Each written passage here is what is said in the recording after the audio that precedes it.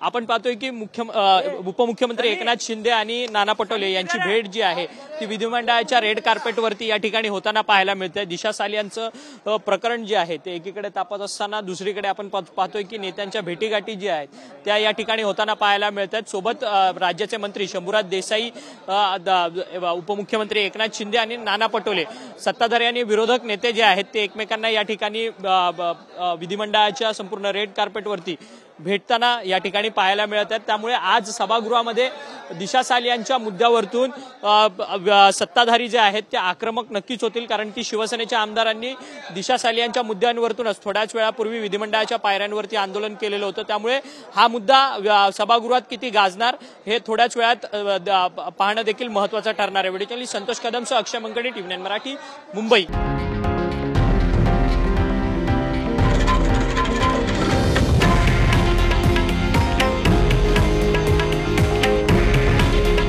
हे आहे देशातील नंबर 1 न्यूज नेटवर्क आणि आपण पाहत आहात TV9 मराठी। काळजी तुमची, हित महाराष्ट्राचं।